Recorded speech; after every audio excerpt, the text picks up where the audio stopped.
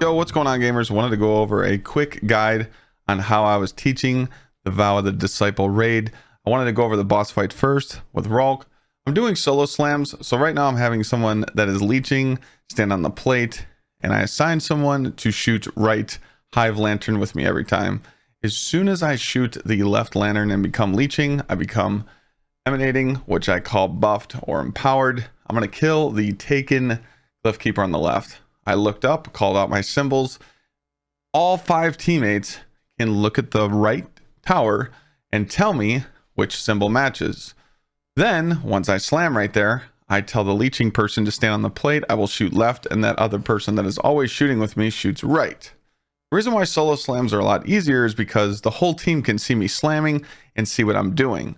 That way, if they mess up and somehow become empowered or buffed or lose leeching, they kind of know what to do with it. They know where to slam on the totems, such as L1, L2, L3, or R1, R2, R3. Another good thing about this is that I always can control heavy. I can put on Aeons and make heavy finishers on every single abomination and make sure that my team always has heavy. The easiest loadout I found to teach is definitely 1 div and 5 rockets. Have someone run Gjallarhorn so the legendary rockets get buffed with Wolfpack rounds. But again, you don't need to do that. You don't have to run Izzy with rockets. You don't even have to run Izzy at all. You could just run an auto-loading rocket with like a fusion rifle in the energy slot, or maybe a scout rifle, or maybe a sniper, or a sleeper. You can run however you want. This fight is very open to easy DPS loadouts. You can rock Banner Shield, you can rock Tether, just whatever you do, do not run a weakening effect on your nades or your Void .03 subclass. The reason why is because the weakening effect could overtake div, and you don't want that to happen. So what I'm going to do is I'm literally solo slamming all 6 times. Now I could slam 4, and then the person that is leeching with me, we could become buffed at the same time and go slam 5 and 6, because it takes 6 slams to get into DPS. You can do this however you want, but I've seen people trying to teach the double slams, and I've even seen a triple slam. There's no reason for it, in my opinion. You're just trying to teach people how to get the DPS. This is the easy part. Slam 6 times, go up top, and kind of learn the mechanics up there. Learn how to damage, learn how to stay alive, learn the callouts, know where to slam, know what the stuns are. There's 4 stuns on the boss, 2 shoulders, 2 knees. Then you have to know where the 4 symbol locations are. I know some people do 1, 2, 3, 4. That's what we did on day 1. But the simple or more easier callouts for some people are going to be L1 and L2 and R1 and R2. Right there where I just looked, on the top left is R2, bottom left is R1, bottom right is R1, and top right is R2. What I do there is I get the staff, shoot it, get leeching, go slam. I'm telling them that I'm taking the staff right now. That way they all can work on the crit spot. I want all of them to look and see what symbol they see so they're learning it. The reason why I'm doing all the slams is because if 5 people watch you do something, 5 people watch you do the 6 slams down there, 5 people are watching me do the 4 slams up here, if they accidentally get leeching or I'm buffed, again, they're going to know what to do. The boss is really easy on letting you make mistakes up here, especially because everything doesn't kill you anymore. He can't punch you off the map or kill you with his AoE attack. He's kind of soft up here now since contest mode is off. But again, when you're getting to slam that 4th one, please make sure you let your team know that you're going into damage. That's right, it's 4 slams up top. So as soon as you make that 4th slam, you let your team know, put some DPS on that leg, and get ready for damage. As you see right here, we go into a DPS phase. I'm telling to put the div on. Also, you can rip your supers and spam those rockets and Izanagi. What's nice about up top is there's a lot of enemies that you can hit finishers on too. If someone with div wants to really give up their super, they could hit some special finishers, but for some reason, enemies drop a lot of special up here, so I always found a way to always have ammo. I like running Thunder Crash on my Titan. I can also run Bubble if we wanted to go for high DPS. Warlocks, I found transversive steps really fun because with rockets, I can shoot a rocket, run around rocket, was really fun. I was actually triple swapping with my Warlock. Hunter, same thing. You could dodge, reload your rocket, hit your tethers, make sure you're running those Orpheus rigs, and rinse and repeat. Right now, we're running down and getting ready for DPS and fight phase 2 of the encounter, because as you see there, 5 people learning, didn't get the 2-phase damage, and we didn't get down here quick enough. So, hey, there goes map. Falling off the map because you didn't get down here quick enough. Don't worry about picking up ammo. As you see, I switched my chest piece there. I switched my chest piece to double rocket reserves, so I can go into damage phase with 9 rockets every time if we're hitting finishers. My original chest piece has resist mods on, such as thermo shock and melee resistant, because I was running that on day 1 to not get one shot by the boss. But you don't really have to worry about ammo. There's plenty of time. You just want to focus on your ad clear. As you see now, for the second round, I just got leeching again and charged, and I'm going straight for the Taken Glyph Keeper again, and I'm calling out my 3 symbols above me. The whole team's looking at the right once the Scorn is defeated and we find out our match. I'm already charged, so I'm going straight for the slam. Told the person that is leeching to get on the center plate, and I'm immediately going to shoot left here. Also, in that round right there, you see that we did mess up. The person lost their leeching, and the boss is going to give us a second chance to get our leeching back. This can't happen a lot. If this happens more than once, you will wipe. So right now, we want to talk about it, make sure that that doesn't happen again. I indicate that they should shoot the right and get off the plate, because the middle boss tack was here to get leeching and buffed. Again, they're telling me straight where to slam, which totem to go to. And pretty much I'm just reminding them to be like, hey, you know, don't get leeching, don't get emanating, make sure you're staying off the plate. Again, I feel like this is just easier to teach when one person is making all the slams, making sure that there's no mistakes. And it worked like a charm. I was getting to DPS, no problem.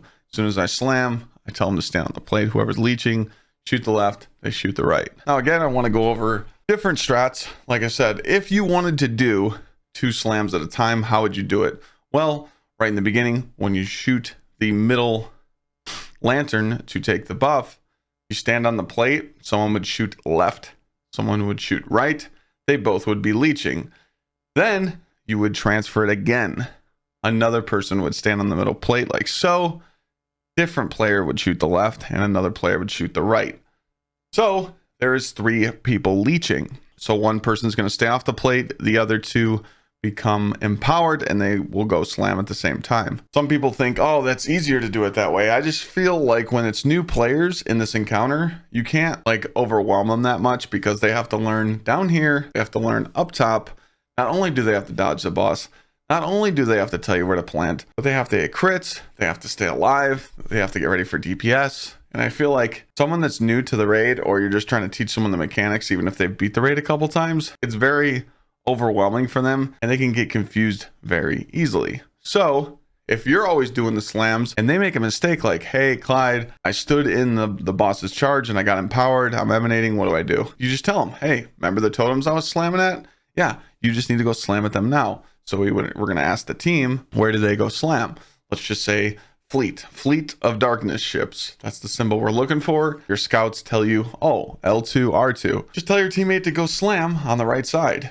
And like I said, in the first damage phase, if you want to teach them, slam the first 4, and then the 2 people that are leeching, yourself and the other person that was standing on the plate to transfer, they can easily get empowered with you, and you both can make the last 2 slams.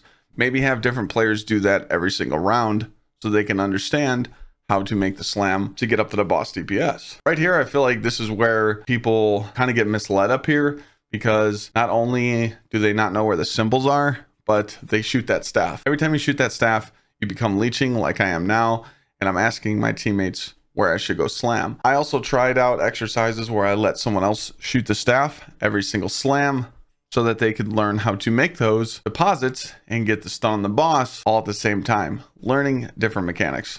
That's what I like about this raid is it forces everyone to kind of do something. Now again, you run 3 or 4 people that are experienced, 2 people who really don't know what they're doing, you could stick them on ad clear. But I feel like when it comes down to that, it's just punishing that person, because every day I see people coming to chat, they have 3 or 4 or 5, 10 clears, and they don't know anything about the raid. As you see, the boss kicked me there and didn't kill me. I want to get that res. So what I'm going to do is I'm going to wait. Now again, the pervading darkness, the reason you're getting pervading darkness is because the boss is hitting you with AoE and you're a little close to him. This used to penalize you. Ah, yes, the Thunder Crash teleporting for the boss. This would penalize us on day one. On day one, when you got ready for the final stand of this boss fight, you wanted to make sure your pervading darkness was around 1 to 2. If you went into final stand at pervading darkness times 3, you would literally start final stand at 3, then go to 4, 5, 6. You would die too early. So the reason why we stopped damaging there is because we had a death, not a big deal. We know that we're going to be getting ready for final stand, so this is easy. A little bit of damage to do left. We know that it's going to go into final stand, so I kind of want to speed this process up. We actually had a really good moment here. I think it was right here. So what ends up happening is we had 2 people that had to get buffed. The reason why is because 3 people were leeching. As you see, Syrup is leeching, and Snackless had to come get buffed with me. Wanted to show you there at that timestamp that if something goes wrong, your teammates learn what you did. They saw you jumping through the boss's buff. They seen how you get empowered, and they know how to come slam. As soon as you slam, you let your teammates know, get on the plate if you're leeching. You're shooting left, they shoot right. I like to organize this a little better, so let's just say if you're shooting left, you're always getting buffed. If you're shooting right, you're always holding leeching. You can assign that whatever you want with your teammates. Just the only thing I can really bear down and tell people about this fight is learn the mechanics. Don't do the same job every time. The reason why, every time you do the raid, you're going to learn something different, and you won't have to be like, oh, I only know this job, or I can only do this. It's very simple. The reason why, I want to explain the mechanic. The reason why you stand on that middle plate, that's what spawns the hive lanterns in the air. So when they're on the plate, and I shoot left, and someone else on the teammate shoots right, we take the leeching from the person off the plate. So if I was to stand on the plate and I told 2 other people to shoot left and right, I would lose it, and those 2 would get it as well, which means there's 3 people in the fire team that are now leeching, and that's how you would set up the double slams each round. Remember, you need 6 to get up here on the top stage. We're up here, as you see, 9 rockets every time I come up here, full of sniper, full super. You're guaranteeing your final stand kill. Day 1 raid was a little bit more rough, and again, the only thing I can remind people of is remember these symbols. If you would like to know the symbols, L1, again, I should have cool little graphs. L1, that totem I just looked at right there, is pyramid. R1 is dark, the dark moon, looks like a butthole. Light is R2, looks like a tie-dye or a kaleidoscope. And then at L2, we have the symbol of, it is the traveler. Sorry, brain fart.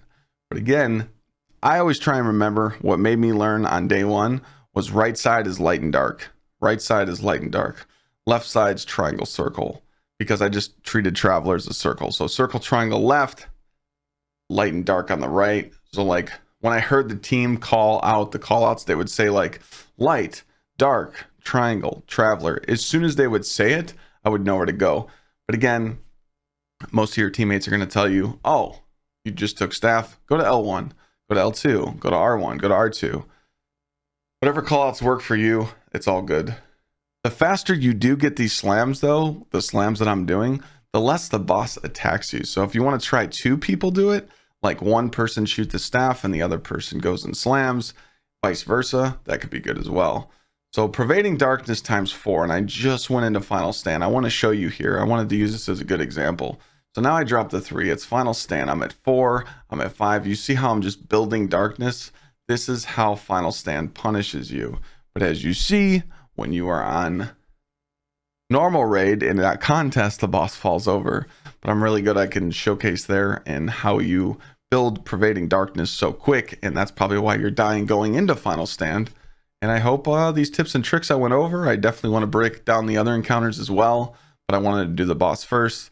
But I'm actually going to break down the other encounters as well and show you some tips and tricks in each encounter that I've been using to teach the raid as well. Hopefully this video helped you, and I appreciate you guys watching. Have a great night. Peace.